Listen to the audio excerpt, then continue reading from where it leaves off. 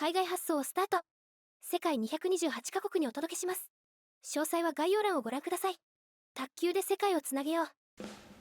皆さんこんにちは。 WRM のチャパリタです。今回は新製品の紹介になります。ワールドラバーマーケットとしても初のラケットとなるこちらのハンドソー型ラケット、その名もトリガーという新製品になります。このラケットを紹介する上でですね、スペシャルなゲストをお呼びしているので、早速来ていただこうと思います。ハンドソー界隈を代表してチームガンブレードの大友さんです。じゃあ、こんにちは。お世話になってまおす。世話になってます。チームガンブレードのはい、大友でございます。よろしくお願いします。はい、よろしくお願いします。ついにですね、はい、 WRM でこのハンドソー型ラケットはい、発売することになりまして、はい、今回はですね、密かにはい盛り上がりを見せているハンドソー界隈、界隈、はい、それを統括する大友さんにぜひこのラケットのはい。いろいろご意見をねお聞きしたくて、もうできてるの。もうできてるんですもけど、うできてるだけのご意見をね。はい、ぜひね、はい大友さんの口からはい、いろいろと言っていただけるとはいありがたいなと思って、今回ゲストにお呼びしました。はい、はい、そして今回発売するラケットなんですけども、はい名前、名前、その名もトリガーと言います。ね、おしゃれですよね。はい、これ意味合いとしては、はい、このラケットが元で、はい。ハンドソーがどんどん普及してもらいたいと。ああ、引き金的なね。そのそうですよねきっかけっていうね、きっかけね。意味で一応トリガーはい、という名前にしました。はい、まず基本情報はい、はい、お願いします。説明します。はい、ラケットは3枚合板、お、3枚。 3枚いいっすね。プラス特殊素材うん、うん、アラミドカーボンが入ってます。うん。おお、はい確かに見えますね。平均重量はい、 112g、うん、プラスマイナス 2,3g というはいはいことで、普通のラケット持ってる人からするとあんまり想像はつかないと思うんですけど、うん。軽めです。まあそうですね、ハンドソー的にはまあそんなもんですねっていうようなそうですね。ベーシックな重量ですね。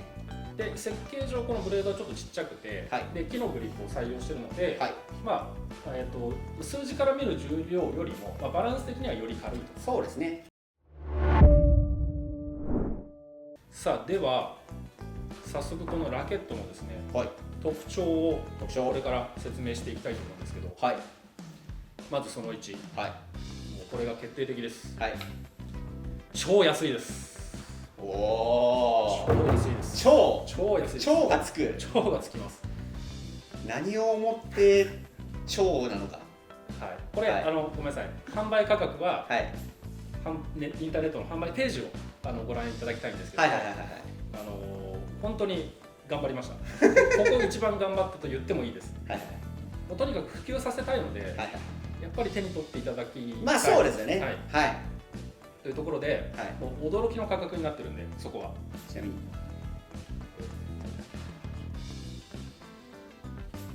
安い。安いっすね。特殊素材入ってますからね。すげえな。すごいです。ちょっと今我を忘れたはい言葉遣いになっちゃいましたけど、すげえな。そうっすか。価格に関して本当に驚いてもらえると思いまあー、これはすごいっすよ皆さん。す。はい。はということで安い、超安い。確かにそれは超安いっす。超安いです。は実はですね、い、はい、はい、安いだけではなく、はい。特典がつきまして、特典。特典、はい、公認付きのオリジナルシャツをプレゼントします。おお。今実はね、はい、あるんですよ。はい、はい。ちょっと取ってきていいですか。ああ、ごめんなさい。はい、どうぞこちら。はい。はい、こんな感じでおしゃれだ、すごい。シンプルですよね。おしゃれ。トリガー。トリーがもうね、そのロゴ付き、まんまはいロゴ付きっすね。で公認ちゃんと付き試合出れます。 JTTA が入ってますね。はい、これ2色ありますよね。ね、おしゃれですね。何気にさっきも僕も気づいたんですけど、はい、グリップも2色。そうなんです。ね、グリップの色が、こちらホワイトですか、グレーですか。グレーです。グレーね。黒とググレレー。はい、はい、はい。ー。普通のシェイクだとフレアとかストレートとかいっぱいあるじゃないですか。そうですね。そういうバリエーション持たせれないんで、まあハンドソーにうね、ん、フレアもへったくもないですからね。そうなんです。これ、はい本音を言うと、うん最小ロットっていうのを一応クリアするためになるほどね。やはり2種類出さないときついっていうのなるほどなるほど。でもその結果ね、はい、超安いですからね。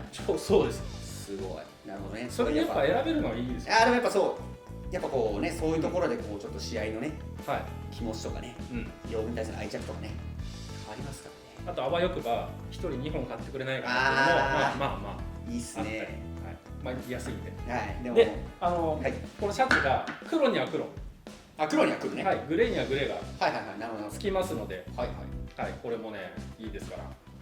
いいっす。これ着てぜひ試合に出てほしいと思います。これ着てハンドソー持って、いいじゃないですか。統一コーディネートですね。はい。はい。ということで、まず最初の特徴は、めちゃくちゃ安いです。そうですね。すごい安い。びっくりした。もうね、そのちょっとホームページのことちゃんとご覧いただきたいですけど、これはビビります。安いです。すごい。ぜひチェックお願いします。はい、お願いします。はい、大友さん。はい。このトリガーの特徴の2つ目の紹介。2つ目。はい。移りたいんですが、2つ目はですね、ここのハンマー。そうっすよね。激鉄っていうね、よく呼ばれるところなんですけど。もうごめんなさい、言っちゃなんですけど、はい。怪しいっすね。怪しいですよね。怪しいですよね。でもちょっとな、もう今さっと握った感じ、ちょっといいんですよね。いいですよね。いいですね。これ今までのハンドソーにはないデザイン。そうですね。を採用してます。はい。これ一応ラケットのデザインとしてはここが一番大きいかもしれないです。でもね、技術的な要素というか、本当にこれは新要素ですね。ハンドソー界の新しい。これ何が新しいかっていうのは、過去に存在したハンドソーを一応見てもらって説明したいんですけど、ちょっとお出ししましょう。はい。はい。懐かしのハンドソーたちですね。ありましたね。はい。あとは我々の自前のラケットを持ってきてますね。これはもう僕慣れ親しんです。はい。慣れ親しんです。これ何が違うかというと、まあ多くはですね、見えるでしょうか。こういうグリップごと激鉄部分がそうですよね。作られているもの。はいはいはいはい。あとはオリジナルで制作したものに関してはついてないものも。はい。まあこれ僕とね高橋さんのやつがこう同じデザインというか似た系統になってるんですけど、激鉄なしバージョンですね。でそれに対してのトリガーっていうのがこうなってます。ちょうどこの折衷案的な感じなんですかね。そうですね。折衷案ですね。でもこれはでもメリットありそうな感じですよね。まあこれハンドソーを使ってない人は全然ピンとこないと思うんですけど、ハンドソーを使ってない人は何が違うんですかって感じだと思うんですけど、これはどうします？喋った方がいいですか？ぜひお願いします。せっかく大友さんに来ていただいてるんで。喋りましょう。ですね、このですねグリップ部分がかなり厚いんですよね。でもこれによって実は自然に持った時にですね、いわゆるまっすぐになるっていう特徴、よく言われてるんですけどね、こう持った時に腕の線とまっすぐになりますよと言うんですけど、でも実はこれ良し悪しがあって、ハンドソーってさっきも言った通り単純にラケット単体で見ると重量がとても重いんですよね。重いですね。っていうところで実はこれだとスイングする時にはラケットちょっと遅れますから、かなり重めを感じるっていうことで、最近の、我々チャパさんとか使ってると思うんですけど、こう激鉄をなくしたりですね、あるいはそのちょっと削ったりして、こうちょっとヘッドが上がるようにっていうような改造がされることが多いんですよね。でこのヘッドが上がることによって、重心がこう手のひらに収まるというか、かなりこう取り回しがしやすくなるので、これがですねないというか、この上の部分まで削られていることで、どう握ってもヘッドが上がるようにしかなってないんですよ、これね。そうなんですよ。これちょっと不思議というか、たったこれだけなんですけどね。やっぱり僕のさっきね、元々のやつと比べたら僕の方がヘッド上がってますねって話だったんですけど、これ見た時にやっぱりちょっとこっちの方が上がりますよね。これはちょっと恣意的にやってないんですけど、やっぱりヘッド上がってますよね、トリガーもね。上がってますね。最近のその、ね、ハンドソー選手のその大会とかやった時にも、やっぱりヘッドがこう上を向いてしっかりやってる人が強いっていうところは事実としてあるところなので、やっぱりこう自然に持っておのずとヘッドアップの構造になるっていうのは、まあ、かなり形状として、まあ、ちょっと僕が言うのもおこがましいですが出来がいい。ありがとうございます。すげえ出来がいい。これしかもなくせばいいじゃんっていう話ってなくて、このブレードの部分だけ、まあこれ見るとね、なくしたらいいやっていう人いますよね、そうだね。これ残してるのがミソなんですよ。はいはいはい、要するに昔からのハンドソーを使ってる人の中には、はいはい、ここを使うっていう人もいるので、そうですね、確かにいます。そうですね。それはやっぱりこう、この角度あんまり見にくいかな。こうバックハンドの時にやっぱ親指立ててこう、そうなんです。ここ押すんですよね。ここでね倒すような激鉄がついてるので、そういう背景があるんですけど、まあ、それをね当然使う人もいるので、その動きをで僕とかがやってるのはこういうね、激鉄完全ないタイプだと、実はこれできないんですよね。親指スカスカするんで、いろんな持ち方はできるけど、こう激鉄を使うプレーっていうのは、ね、そうこれはだからやっぱこうね、バックのプッシュとかに関してやっぱりヘッド立てる時にどうしても親指立てたいなっていう人は、どうしてもここがないとな、まあ、僕とか高橋さんの特注なんでね、そうですね、そうある意味やりたい放題なんでそういうふうにもうどうせ使わんやってなってるんですけど、まあ、ないのは特注しかないですからね。そうこれ映るかな、後でちょっと拡大写真でも用意してほしいんですけど、ここの差っすよね。そうなんです。このえぐれてる部分、ここが要は僕らがないものに対してもやっぱり親指若干は引っ掛けるわけですよね。そこの部分がスッとえぐれて、こう分かりますかね、ここの本当に1センチぐらいですかいや1センチ、結構違いますね。1.5 センチぐらいえぐれてるのが、そうだからやっぱここに親指の根元がスッと収まる、これかなりこの親指の動きがスムーズにこういくんで、持ち替えもやりやすいと思いますね。これね、ちょっとまだ僕も実際のねボール打ってはまだやってない状況ですけど、いいな、なんか負けた感じが勝ち負けじゃないですけどね、勝ち負けじゃないんですけど、一応これ副産物として見た目もいいっていうのが、見た目ね、そうあります。ね、いわゆる本物俗称のピストルラケット。ピストルラケットですよね。本当にこういう形状ですから本来は。まあね、本当の激鉄っすよね。これもちょっとまあこれをピストルなのかというね。まあこれごめんなさい、今ないものなんでそういうふうに言ってますけど、まあ一応まあこれはピストルっすね。ピストルですよね。いいっすね。デザインに名称、僕が名称がここついてます。このディバイデッドハンマーシステム。ディバイデッドハンマーシステム。これ略して DHS。おお。すごい耳に馴染みがある英語の並びですけど、みんな大好きだと思うんで。大丈夫ですかね。まあ略なんで。略だからね。略なんで。で DHS に DHS がみたいな。ディバイデッドハンマーシステム。ハンマーシステム。オッケー。ハンマーデザインと悩んだんですけど。まあでもシステムっていう。システムね。DHS なんで。はい、ということで、まあ、2個目の特徴はこの DHS ね。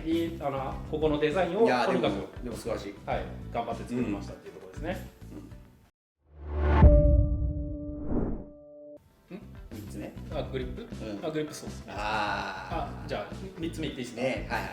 3つ目なんですけど、今大友さん気づかれましたが、グリップを薄く作ってますね。これも多分後で拡大写真案件だと思うんですけど、そうですね。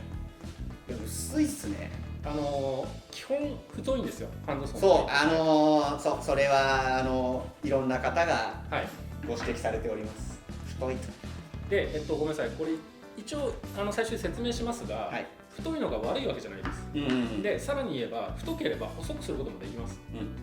ただやっぱりこれ普及用なんで、買ってもらってすぐ使いやすい状態がいいなというところで、細め、最初から細め。ただむちゃくちゃ細いわけじゃないんで、そこからまたリシェイプはかけれると思います。ちょっと幅が広い。幅は一緒ですか？幅一緒です。一緒なんだ。なんかでもそんなに違和感ないですね。まあ R ついてますからね。僕もハンドソー多分日本でもかなり握ってる方だと思うんです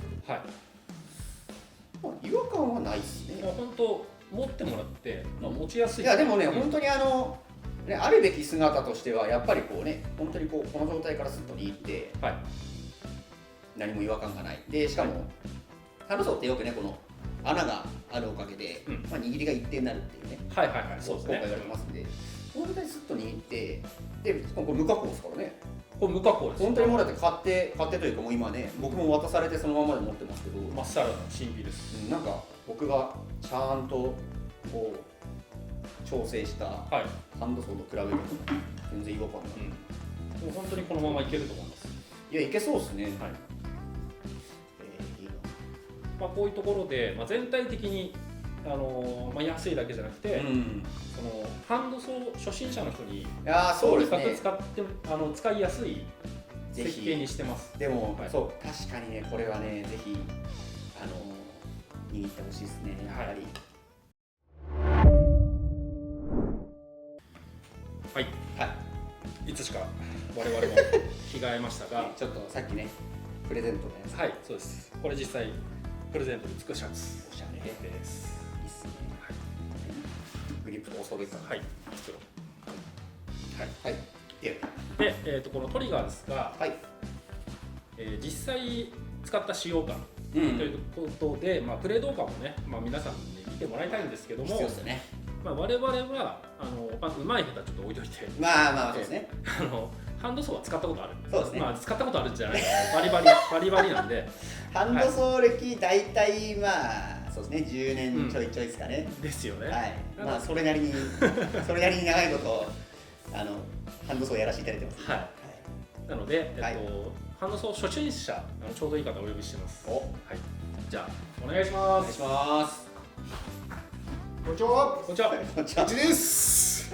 存じ上げております。こんにちは。その説は。その説は。お久しぶりです。どうも。今日はありがとうございます。です。どうぞ。よろしくお願いします。なんか持ってますね。はい。なんか持ってる。トリガーを持ってますね。これ打ちました。はい。打ちました。はい。ということで、実際にグッチーさんに打ってもらったんで、まあその動画をまずね、見ていただきたいと思います。じゃあご覧くださいということで。はい、ではじゃあ動画に行きます。どうぞ。どうぞ。パラパラ。どうぞ。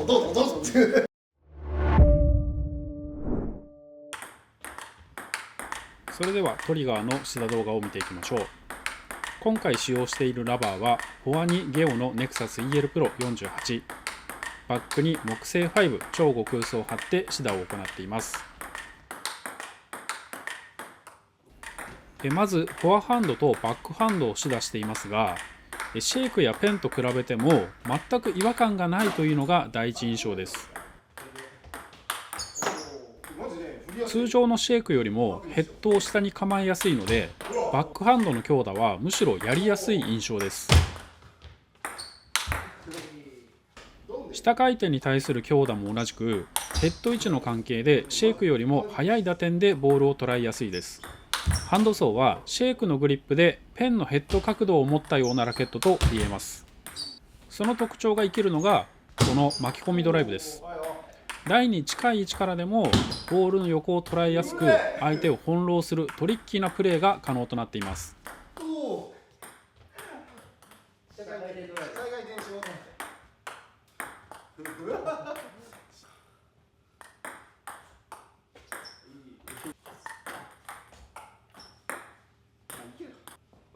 ブロックカウンターなどのミート系技術です。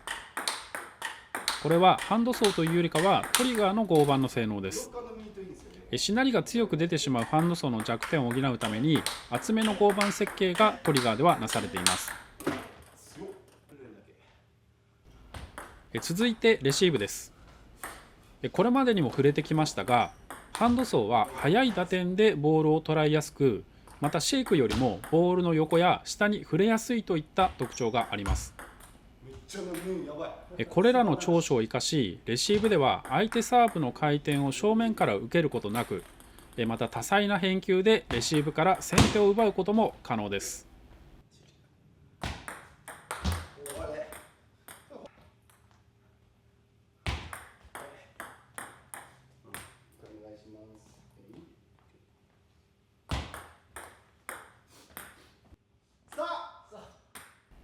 最後にボールです。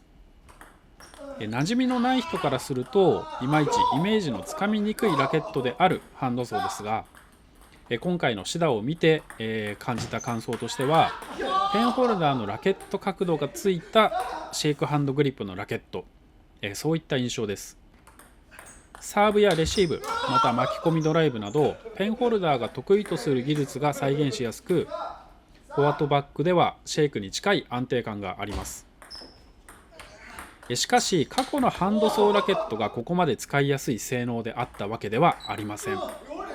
トリガーは重量バランスや合板の不要なしなりを排除し、誰にでも使いやすいハンドソーとして設計しています。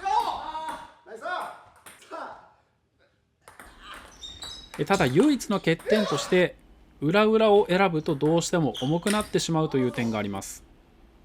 まずはですね、比較的軽めのラバーを2枚選ぶか、今回のシダの組み合わせのように片側に極薄ラバーを選ぶなどして工夫してみてください。ぜひトリガーを手にハンドソーデビューしてみましょ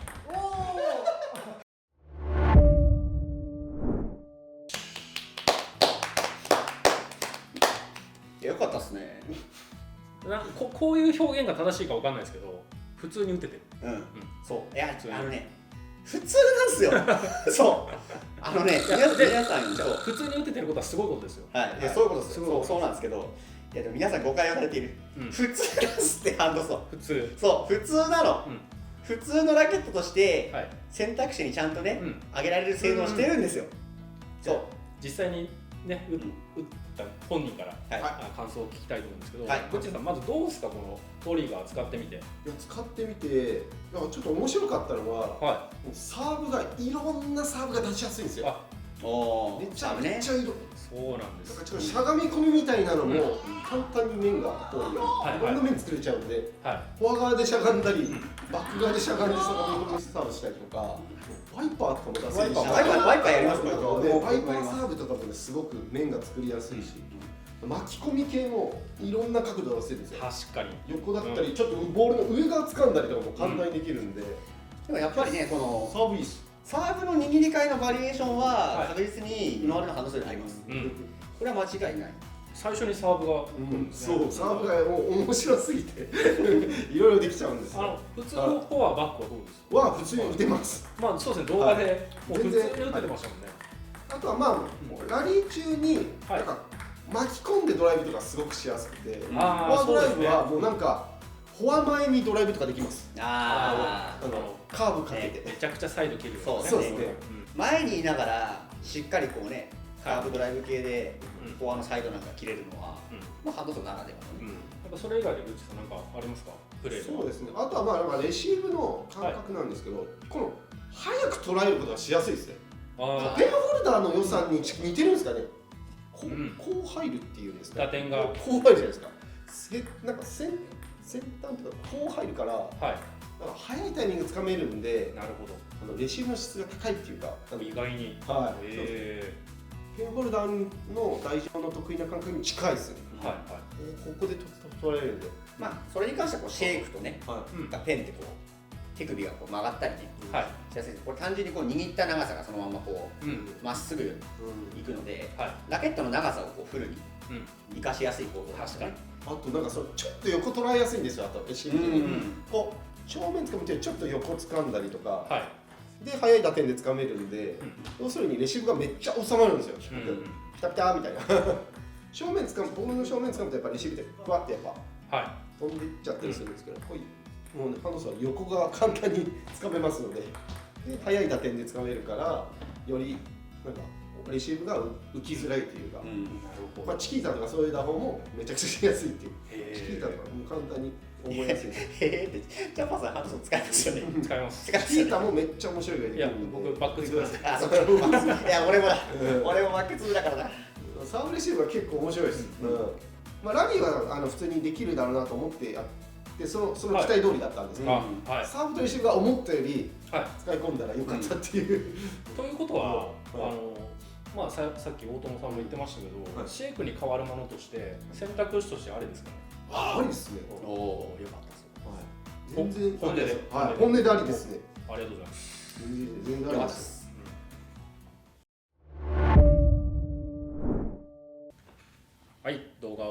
ただきまして誠にありがとうございます。ありがとうございます。トリガーそれが WRM ブランドとして、はい初のハンドソー型ラケットです。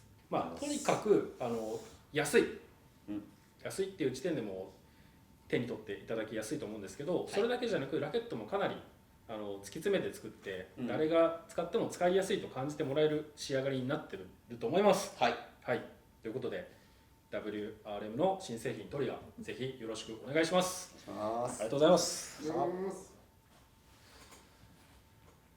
遅れてる何って